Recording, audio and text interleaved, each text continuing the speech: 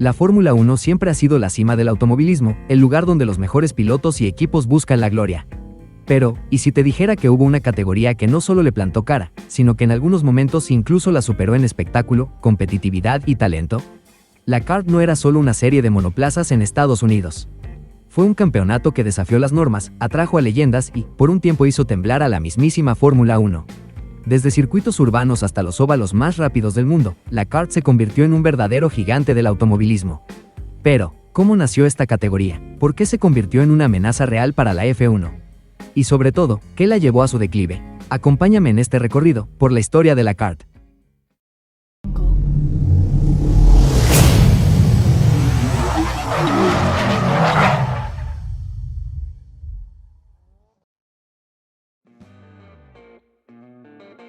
A finales de la década de 1970, el automovilismo de monoplazas en Estados Unidos estaba en crisis. La United States Auto Club, o USAC, que hasta entonces había sido la entidad dominante en la organización de las competencias, comenzaba a mostrar signos de desgaste. Sus decisiones administrativas eran cuestionadas, además tras la trágica muerte de varios de sus directivos en un accidente aéreo en 1978, generó una gran incertidumbre que se apoderó del campeonato. En ese contexto, un grupo de dueños de equipos, entre ellos figuras clave como Roger Penske, Pat Patrick y Dan Gurney, decidieron tomar las riendas del automovilismo estadounidense y fundar su propia organización. Así nació la Championship Auto Racing Teams, o simplemente CART, en 1978, con la visión de profesionalizar el campeonato, atraer más patrocinadores y, sobre todo, mejorar la comercialización de las carreras. Uno de los mayores golpes a la USAC fue que la CART logró asegurarse la joya de la corona, las 500 millas de Indianápolis. La carrera más prestigiosa del país pasó a formar parte de su calendario, consolidando a la nueva categoría como la máxima referencia de los monoplazas en Estados Unidos. Sin embargo, la creación de la kart no estuvo exenta de conflictos. La FIA se negó a reconocerla oficialmente, manteniendo su apoyo a la Fórmula 1 y limitando la expansión de la serie a nivel internacional. Aún así, la kart avanzó con su primer campeonato en 1979, una temporada que tuvo a Rick Mears, del equipo Penske, como su primer campeón. Con carreras en circuitos urbanos, circuitos permanentes y óvalos de alta velocidad, la kart no solo se convirtió en una alternativa, sino en un rival directo para la Fórmula 1. Pero esta historia apenas comenzaba. Durante la década de los años 80, la kart experimentó un crecimiento exponencial, consolidándose como la categoría de monoplazas más importante de Estados Unidos.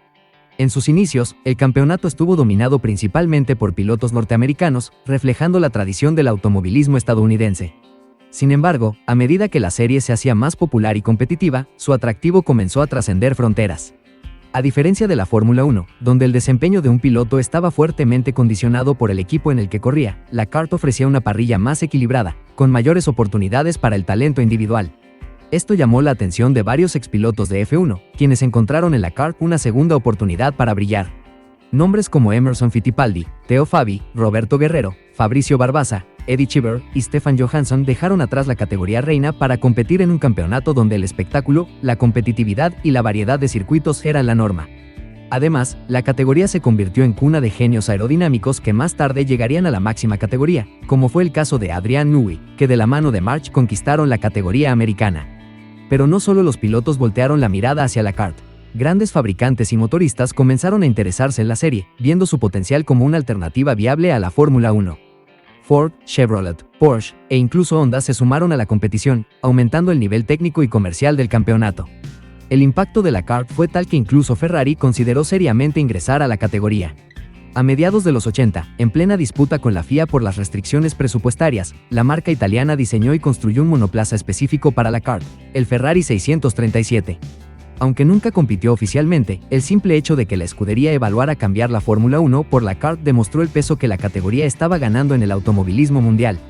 Si quieres conocer esta curiosa anécdota, en el comentario fijado te dejaré el link al video con esta interesante historia. Para la década de los 90, la kart ya no era solo una categoría en ascenso, se había convertido en un campeonato de referencia a nivel mundial. Su crecimiento fue tan notorio que no solo atrajo a expilotos de F1 en declive, sino también a figuras de élite en su mejor momento. Uno de los mayores golpes de la kart a la Fórmula 1 ocurrió en 1993, cuando Nigel Mansell, recién coronado campeón del mundo en 1992, decidió abandonar la F1 tras no llegar a un acuerdo con Williams y probar suerte en la categoría americana.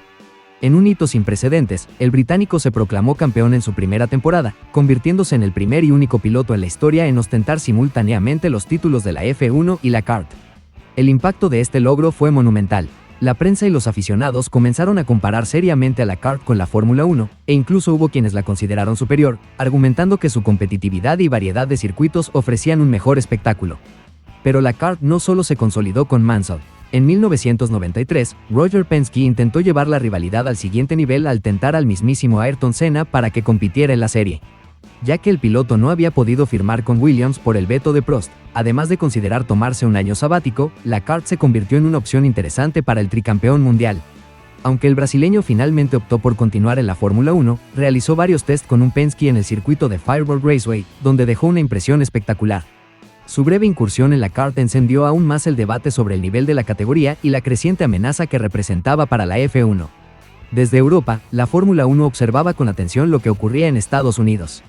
La kart se había convertido en algo más que un campeonato alternativo. Su cubrimiento mediático crecía, sus carreras eran espectaculares y su impacto global empezaba a incomodar a la máxima categoría del automovilismo. Las 500 millas de Indianápolis siempre fueron el corazón de la kart.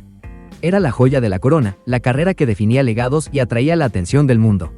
Sin embargo, en 1994, este prestigioso evento marcaría el principio del fin para una de las categorías más importantes del automovilismo. El 29 de mayo de ese año, Al Unser Jr. logró una victoria tan demoledora que sacudió los cimientos de la categoría. El equipo Penske, en alianza con Mercedes-Benz, aprovechó una laguna en el reglamento para desarrollar el temible Mercedes-Benz 500i, un motor diseñado específicamente para la Indy 500 con una potencia superior a la de sus rivales. Desde la pole position, Unser Jr. aplastó a la competencia, terminando la carrera con una vuelta de ventaja sobre todos, excepto Jacques Villeneuve. De no ser por una bandera amarilla en los últimos compases de la prueba, la humillación habría sido aún mayor. Para muchos, este dominio fue una exhibición de ingeniería e inteligencia estratégica. Para otros, fue la gota que derramó el vaso. Uno de los más indignados fue Tony George, dueño del Indianapolis Motor Speedway. George llevaba tiempo argumentando que la kart se había alejado de sus raíces, volviéndose una serie demasiado costosa y tecnológicamente avanzada, dominada por equipos de gran presupuesto en detrimento de los más modestos. En su visión, la categoría necesitaba recuperar su identidad americana, y la aplastante victoria de Penske le dio la excusa perfecta para actuar. En 1996, George creó la Indy Racing League, una categoría que apostaba por un enfoque más accesible y tradicional, con carreras exclusivamente en óvalos, un reglamento más simple y menos costoso, menos tecnología y más paridad entre equipos, y mayor protagonismo para pilotos estadounidenses. El golpe final llegó cuando George se llevó consigo la Indy 500, la carrera más icónica del calendario. Sin su prueba insignia, la kart comenzó a perder la fuerza que la había convertido el estandarte en los monoplazas americanos. Lo que inició como una diferencia de filosofías terminó por convertirse en una guerra interna que marcaría la decadencia del automovilismo de monoplazas en Estados Unidos. A pesar de la separación con la IRL, la kart logró mantenerse con vida a finales de los años 90 y principios del 2000, sosteniendo un alto nivel de competitividad y contando con campeones de renombre como Alex Zanardi, Juan Pablo Montoya, Cristiano da Mata y Gil de Ferran. Sin embargo, la sombra de la crisis ya se cernía sobre la categoría. Para muchos especialistas, el principio del fin llegó en 2001, con la cancelación de la carrera en el Texas Motor Speedway por motivos de seguridad, lo que se convirtió en un duro golpe financiero y de imagen. La demanda del circuito por incumplimiento de contrato obligó a la kart a pagar más de $1 millón en indemnizaciones, además de perder patrocinadores clave, lo que dañó su credibilidad y estabilidad económica. Esto lo toco más a fondo en este video. El golpe definitivo llegó cuando equipos históricos como Penske, Chip Ganassi y Tim Green abandonaron la serie para unirse a la IRL, debilitando aún más la parrilla. Además, Honda y Toyota, dos de los fabricantes más importantes, también dieron la espalda a la kart y se marcharon a la IRL, rebautizada como IndyCar en 2003. En 2002, la pérdida de su patrocinador principal, FedEx, fue la señal de que la crisis era irreversible. Sin un respaldo financiero sólido y con la fuga de equipos y fabricantes, el valor de la categoría se desplomó. En 2003, tras una última temporada marcada por la incertidumbre, la kart se declaró en bancarrota, con sus activos siendo subastados y su futuro en la cuerda floja. Aunque la serie intentó reinventarse bajo nuevos dueños con el nombre de Champ Car, su lugar como la categoría más importante de monoplazas en Norteamérica había sido ocupado por la IndyCar. Con el paso de los años, la agonía de la ex-kart se hizo insostenible, y en 2007, la categoría se encontraba en ruinas, con deudas crecientes y sin posibilidad de recuperación. Finalmente, en febrero de 2008, tras más de una década de conflictos, Champ Car e IndyCar anunciaron su fusión, reuniendo nuevamente a los monoplazas estadounidenses bajo una sola bandera.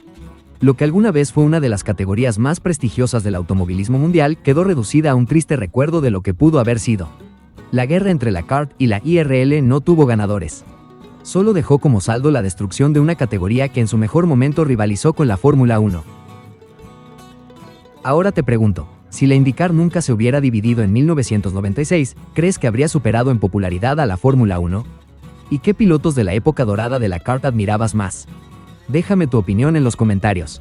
Si te gustó este video, no olvides dejar tu like, suscribirte al canal activando las notificaciones para no perderte más historias del automovilismo mundial. Nos vemos en un próximo video. Hasta la próxima.